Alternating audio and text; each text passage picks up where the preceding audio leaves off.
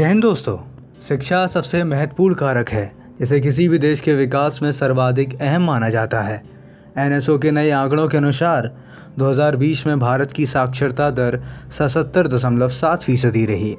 इस रिपोर्ट के अलावा राष्ट्रीय सांख्यिकी संगठन ने यानी एनएसओ ने एक और रिपोर्ट जारी की जिसके आंकड़े बहुत डराने वाले हैं। उस रिपोर्ट के अनुसार देश में प्राथमिक स्कूलों में भर्ती होने वाले विद्यार्थियों में से केवल 38.7% विद्यार्थी ही माध्यमिक या उच्चतर शिक्षा ग्रहण कर पाते हैं। बाकी 61.3% बच्चे बीच में ही अपनी पढ़ाई छोड़ देते हैं। सेकेंडरी या हायर एजुकेशन से तात्पर्य कक्षा 8 व उसके बाद वाली कक्षाओं से है। दोस्तों, ये उस देश की भयावह तस्वीर है जहां दुनिया की सबसे ज़्यादा यूनिवर्सिटीज़ हैं। इस तस्वीर के लिए जिम्मेदार कौन है, इसको समझने के लिए आपको संक्रांत सानू की इस केस स्टडी को समझना पड़ेगा। संक्रांत सानू आईआईटी कानपुर के छात्र रहे हैं जिन्होंने 20 से ज़्यादा देशों की यात्रा करने के बाद एक पुस्तक लिखी, अंग्रेज़ी माध्यम का भ्रमजाल। संक्रांत सानू की उस केस स्टडी के अनुसार सानू अमेरिका से एक आईक्यू टेस्ट लाते हैं जिसे वो भारत के कई गाँव में देते हैं। यह आईक्यू टेस्ट सिंबॉलिक यानी प्रतीकात्मक होता है जिसमें बच्चों को किसी भी भाषाई दक्षता की ज़रूरत नहीं पड़ती। इस परीक्षण के नतीजे काफ़ी हैरान करने वाले आते हैं क्योंकि भारत के ग्रामीण बच्चे शहरी भारतीय और अमेरिकी दोनों बच्चों से अच्छे अंक प्राप्त करते हैं। हरियाणा में एक गांव है खंडोतरा जिसके 30% बच्चे 90th परसेंटाइल स्कोर करते हैं। इसका मतलब ये हुआ कि टेस्ट देने वाले सभी 90% बच्चों से खंडोतरा के 30% बच्चे अच्छा स्कोर करते हैं। सानू जी जब इन बच्चों के प्रधानाचार्य से मिलते हैं तो उन्हें पता चलता है कि ये बच्चे 8वीं के बाद पढ़ाई छोड़ देते हैं क्योंकि इनको अंग्रेज़ी नहीं आती। आगे अच्छी उच्च शिक्षा केवल अंग्रेज़ी में ही उपलब्ध है और सभी प्रतियोगी परीक्षाओं में भी अंग्रेज़ी का ही दबदबा है, जिस वजह से इनके माँ बाप भी इनको आगे नहीं पढ़ाते हैं। दोस्तों, कितना अजीब लगता है ना कि इतने प्रतिभावान होने के बावजूद भी देश के लाखों बच्चे हर साल बीच में ही पढ़ाई छोड़कर दूसरे दर्जे के नागरिक बनकर रह जाते हैं, और वो भी केवल सरकारों के अंग्रेज़ी प्रेम के कारण। क्या आपको पता है कि 77% साक्षर आबादी वाले भारत में 14.18% लोग अंग्रेज़ी जानते व समझते हैं, जिनमें से मुश्किल से 5% लोग फ्लुएंट इंग्लिश बोल सकते हैं। वहीं पड़ोसी देश चीन, जिसकी साक्षरता 99.8% है, जहां हर कोई पढ़ा लिखा है, वहां केवल 0.9% लोग ही अंग्रेज़ी जानते या समझते हैं। मैं आपको बता दूं कि चीन में भारत की तुलना में 1/3 स्कूल हैं। 1% से भी कम अंग्रेज़ी भाषी होने के बावजूद भी चीन की जीडीपी अमेरिका के बाद दूसरे नंबर पर आती है, जो भारत की जीडीपी से 5 गुना अधिक है।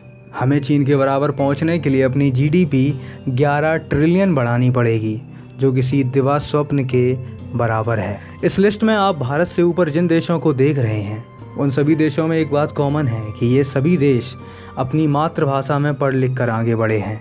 इन 6 देशों में अमेरिका और ब्रिटेन ही केवल ऐसे देश हैं जो अंग्रेजी में अपना कामकाज करते हैं। अब थोड़ा बात करते हैं डिजिटल साक्षरता की।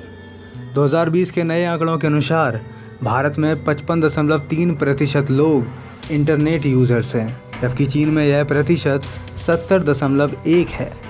अब कुछ लोगों को यह संदेह हो सकता है कि चीन में तो अंग्रेज़ी समझने वाले 1% से भी कम लोग हैं, तो वहाँ की 70% आबादी इंटरनेट कैसे चला सकती है। दोस्तों, यह एक हास्यास्पद प्रश्न है क्योंकि चीन अपनी सभी सोशल साइट्स और सर्च इंजन अपनी मैंड्रिन भाषा में चलाता है। चीन गूगल के बजाय बाइडू का यूज़ करता है, यूट्यूब की जगह यूकू चलाता है। वहाँ फेसबुक व्हाट्सएप नहीं चलता, वीचैट चलता है। ट्विटर के बजाय चाइनीज़ सिनाबेबो का इस्तेमाल करते हैं। ये सारे ऐप उन्हीं की चीनी भाषा मैंड्रिन में चलते हैं। आज भारत में ज़बरदस्ती सरकारों ने अंग्रेज़ी को विज्ञान और तकनीकी की भाषा बना रखा है, अन्यथा लोग तो यहाँ भी अपनी मातृभाषा में ही काम करना चाहते हैं। दोस्तों, आपने एक बात गौर की, आज भारत में अंग्रेज़ी समझने वाले लोग 14% हैं, तो ये इंटरनेट चलाने वाला 55% का हुजूम कहाँ से आया। दोस्तों, ये वही लोग हैं जो अपनी मातृभाषा में इंटरनेट चलाते हैं, जिन्हें इस देश में दूसरे दर्जे का शहरी कहा जाता है। आज से 10 साल पहले देश में इंटरनेट चलाने वालों की संख्या 11% हुआ करती थी, क्योंकि तब इंटरनेट पर ज़्यादातर कंटेंट इंग्लिश में होता था और केवल अंग्रेज़ी जानने वाले बाबूजी ही जिसे चला सकते थे। लेकिन 2015 में प्रधानमंत्री मोदी के डिजिटल इंडिया अभियान के बाद आज इंटरनेट गांव-गांव में पहुंच चुका है।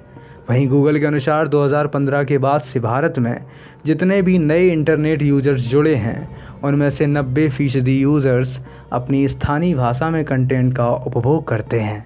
और एक मज़े की बात कि अंग्रेज़ी जैसी अन्य भाषाओं की तुलना में हिंदी सबसे अधिक उपयोग की जाने वाली भाषा के रूप में उभरी है।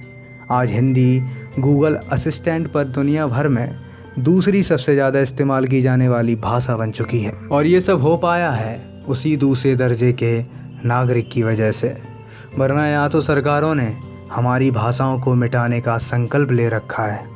हमारी सरकारें स्थानीय भाषाओं को संरक्षण देने की कवायद करती तो हैं, लेकिन केवल सांस्कृतिक और साहित्यिक स्तर तक, वरना विज्ञान, तकनीकी और रोज़गार तो अंग्रेज़ी में ही मिलेगा। अगर अंग्रेज़ी में ही मिलेगा तो फिर स्वदेशी से स्वावलंबन की बात क्यों? अगर अंग्रेज़ी में ही मिलेगा तो फिर आत्मनिर्भर भारत की बात क्यों? पूछता है भारत। जय हिंद, वंदे मातरम।